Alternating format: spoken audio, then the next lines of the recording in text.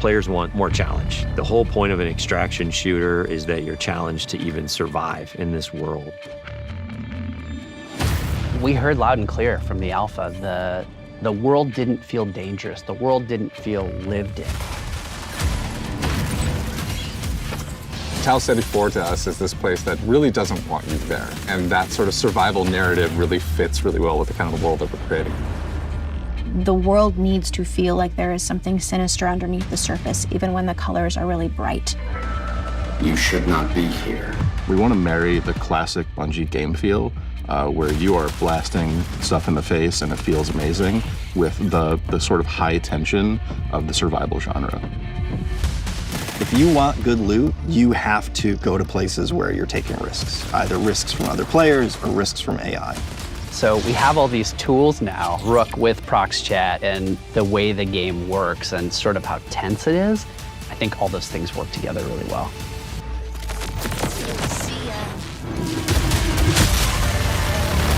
You have another Rook. Come on, stop that. No. Sorry.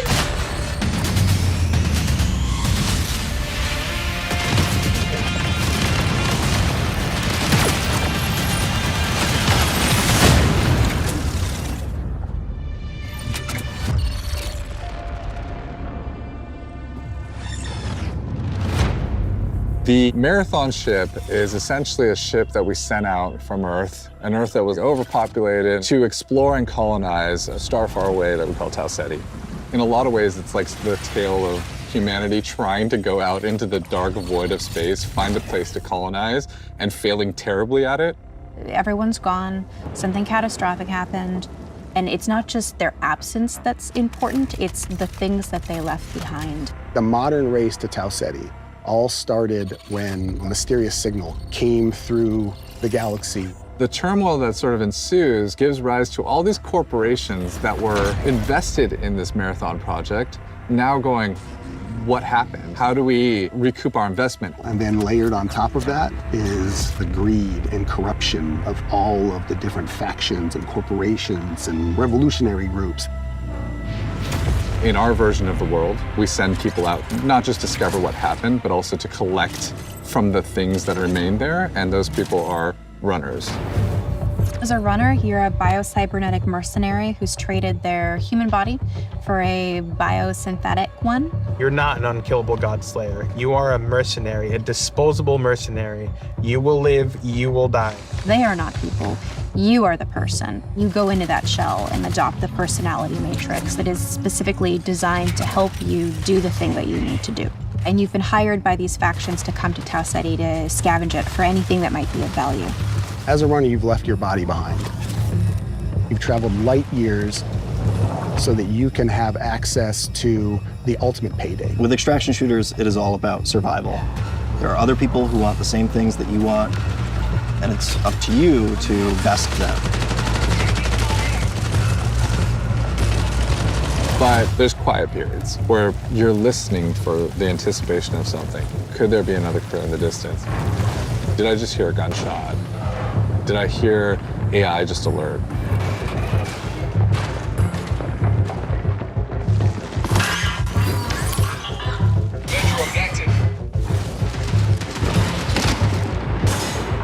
And then there's the loud, bombastic action moments where the minute something is alerted, the minute you're in that fight, now it's go time. Players particularly pose a lot of danger to you. They can make a lot of decisions that you might find illogical and completely trick you into scenarios. Sometimes the best loot box is another player that you see along the run. So there's a few different ways you can play the game. So one of them is you can play in group, both with your friends and also through crew fill, which will just match you with 2 other players. You can play solo, and you'll jump into a game with a bunch of other solo players. In solo, I think the stakes are a bit higher, right? You have only yourself to rely on.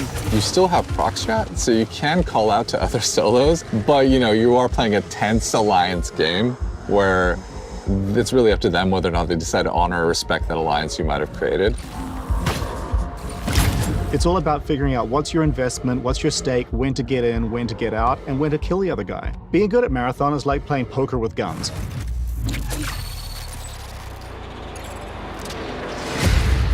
One of the things we've really focused on is making sure the environments are selling the tone we want to hit with the game. We've brought a little bit of groundedness, a little bit of grit, a little bit of darkness, a little bit of that mood that kind of is necessary for an extraction shooter to feel dangerous. Our biggest goal has always been player immersion. We're trying to keep everything as believable and realistic as possible. So we cranked up all the material responses, feel accurate, feel realistic. You know, you'll get gloss, you'll get crud and mud. And no one of those things is all that sexy, but when you layer in just a little bit more, responsive to light, a little bit more responsive to the player, things will part, water will pool. Layer in all these different things, the world becomes much more alive. It feels like a real place. And then when you're feeling like a real place and you feel in danger, now your run matters.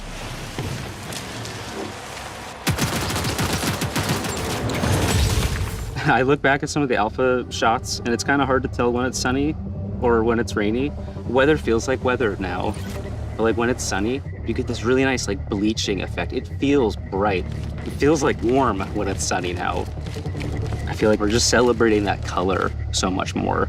I think it just contributes to the whole effect. So we have dead bodies in the game now. We also have like decay on the runners themselves. Like you'll actually see them fall apart. We're actually dropping the body stays there, and the body slowly decays over time as you loot it. So you come into a room and you see a bunch of carnage, but you see one body is still pristine, you know that their killer is probably close, and you are not safe. If everybody is just a messy goop, you're probably okay. Audio is a huge gameplay component in Marathon. Every sound plays a function.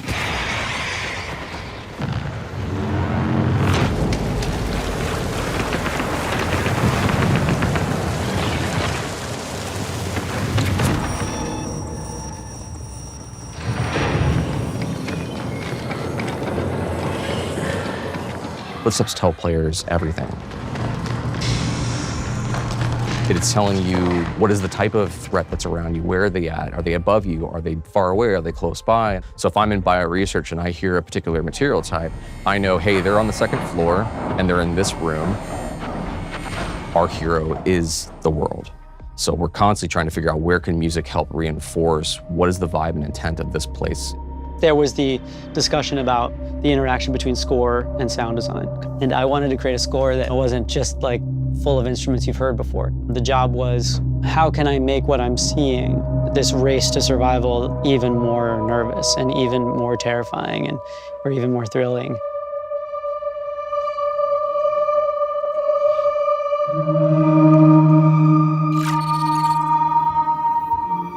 We have 4 zones, and each one of those zones has its own sort of approach to kind of level design and what it asks players to kind of think about and do.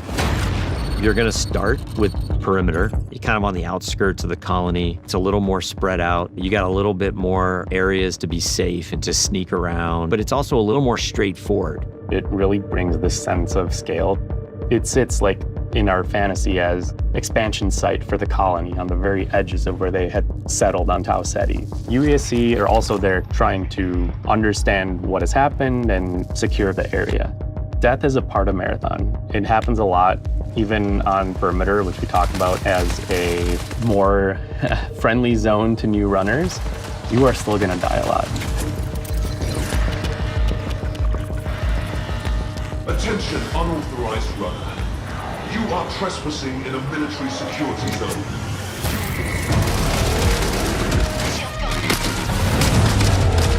It was really important to us that the UESC were not trivial to fight. When you face them on Tau Ceti as a runner, you are the outlaw. You are trespassing. They have a little bit of this haunted tone. So you can see they have this floating locomotion, they get these sparks, they have these sigils over their faces. Sometimes their behavior feels almost like they're possessed a little bit, like are they taking in commands from a remote AI? The elite tier is sort of like this dark blue.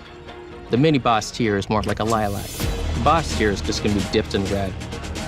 They have these tendrils that latch out and leech onto you and start sucking away at your consciousness.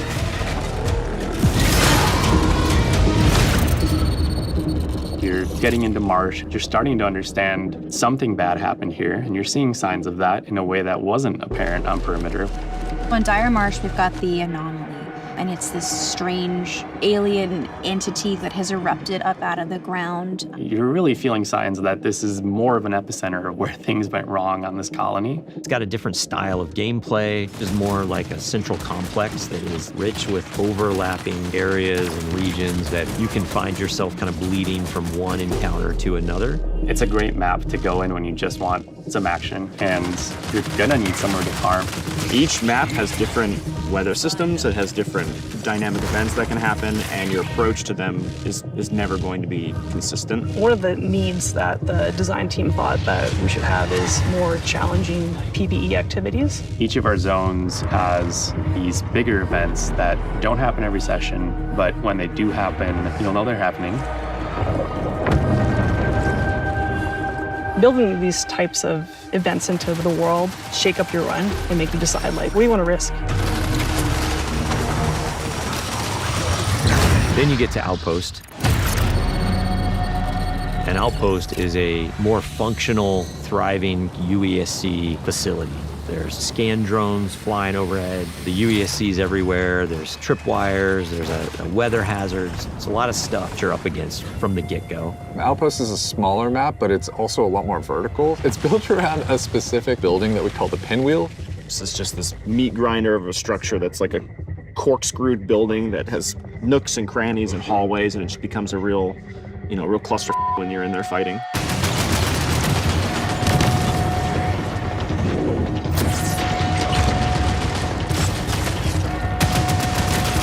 The floor is raised on Outpost and nothing is free.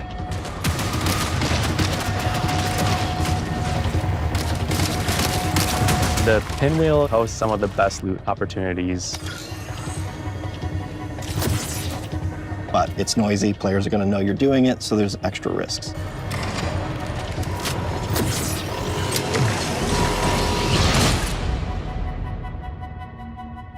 The character you're going to spend the most time with is the zones. Understanding each personality of every zone. That's the storytelling every player gets. Every time you're on the planet, you can look up and see the ship floating and looming in the skybox, reminding you of why this place even exists, but also reminding you that something up happened here, and you got to figure out what it was.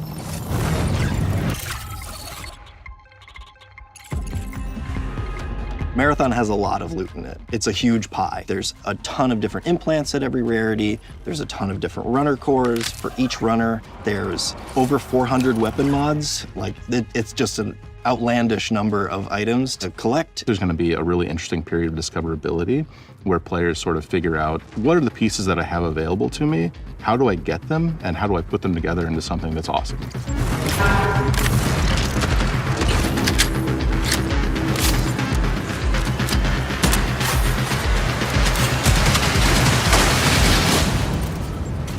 You can go through and look at how many iconic weapons have come from Bungie. And it's something that we really want to hold up and make sure that we're matching that legacy. Visually, they're all really, really distinct and clearly Marathon, but we wanted animation-wise a majority of them to feel recognizable. So when you put them in your hands, you knew how to use them. Mods will basically allow you to increase certain stats on the guns, that battery SMG. The gold mod, full-blown, turns it into the needlet. The sidearm is a gun that is effective in close quarters, but maybe not too much outside of that.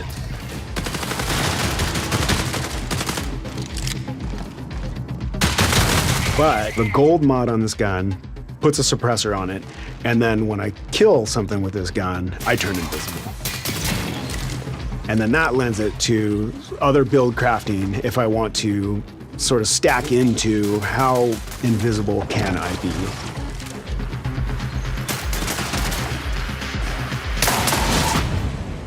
Even some weapon mods can improve stats and your runner shell's capabilities. So there's lots of different ways to raise the floor of your stats so that you're coming into each run strong.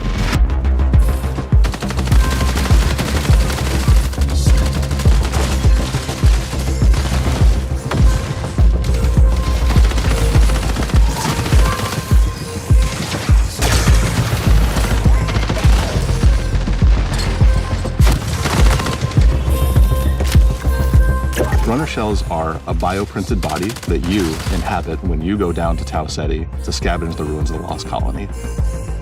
Each of our launch shells is really an archetype of gameplay. So if you want to play like a frontline tank, if you want to play a rat character that wants to sneak around, if you want to find those rats, we have a shell for you.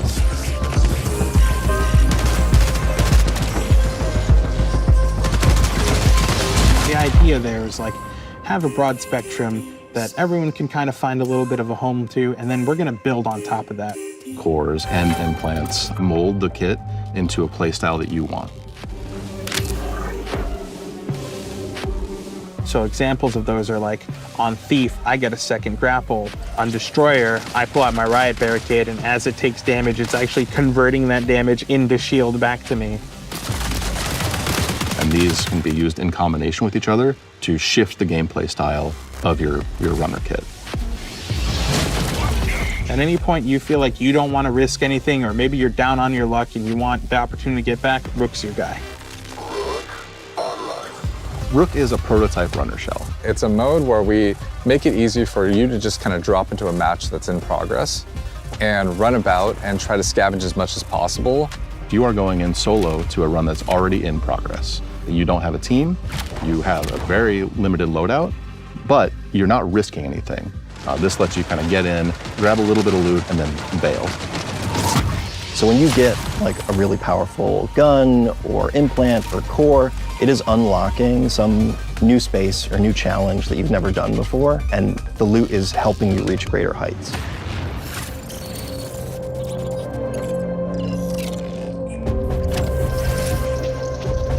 Faction agents are such a big vehicle for tone and narrative for the world. Each faction has their own motivations, their own desires, the things they're going to ask you to do. We've got Traxxas. They're the most powerful corporation in human history. They have very long arms and very deep pockets to kind of get what they want. So they might ask you to go and find specific weapons or mods. Congratulations, runner. Your last performance evaluation was rated on track. If you're a PvP player, one of the factions is called Arachne. They're essentially a death cult. What that translates to is that they're asking you to go and kill other runners. The sacred thermodynamics of violence. MIDA is all about destruction. They are going to give you grenades, they're going to give you claymores, they're going to let you blow the place up. And they are irreverent and dangerous. They might ask you to upload this malware into a UESC dropship, and as it leaves, it explodes and careens off into the distance. We have big plans. Explosive, visionary. Each of our factions has an upgrade tree that you unlock progressively as you gain reputation with them. And along the way, you're going to unlock these capstones that are these special upgrades. When you unlock that final capstone, you're gaining access to the best stuff in the market. You're getting gold items. In addition, these faction upgrades can increase your runner's base stats, and those base stat upgrades are permanent for the rest of the season.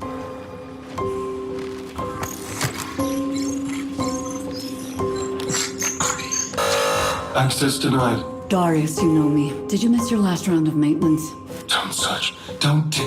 Don't question. Darius? Access denied. Hey, Access it's denied. okay. It's just me. You're not alone. The Codex is a suite of achievements, collectibles, audio logs, things that you're finding in Run that we're going to track for you over time. The more you find these items, the more story you're unlocking about them and what their role is in the world, why they're here, who cared about them, why they're as valuable as they are. I'm repeating myself with these entries, but any fears inherent in the scope of this endeavor seem unfounded. Within the Codex, there's a whole bunch of stuff that you can unlock. Runner skins, weapon charms, stickers, emblems, backgrounds for your profile, and titles. So it's everything from your first steps on the world of Tau Ceti 4 all the way through to becoming a vid master and taking on the most extreme challenges.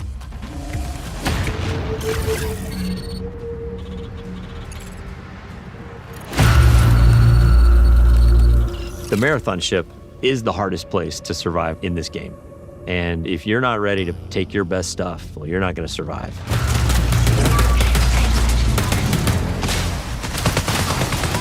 It's like a heist for a runner. Cryo Archive is big in and of itself, but it's also cold. It's also hostile. It's gonna test every aspect of the survival game. Probably gonna be forced to run into players in ways you haven't been on other maps. You're gonna run into basically every type of environmental threat you have faced before. You're gonna fight a who's who of the highest tier UESC units, and the UESC are there in this presence you haven't seen before.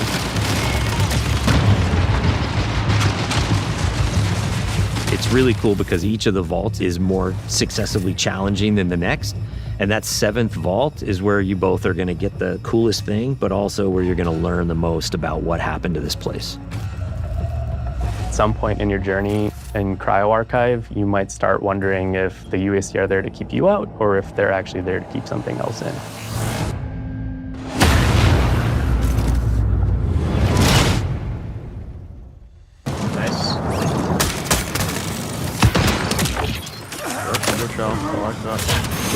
I think the thing that I'm most excited about for Marathon is getting into the hands of our players.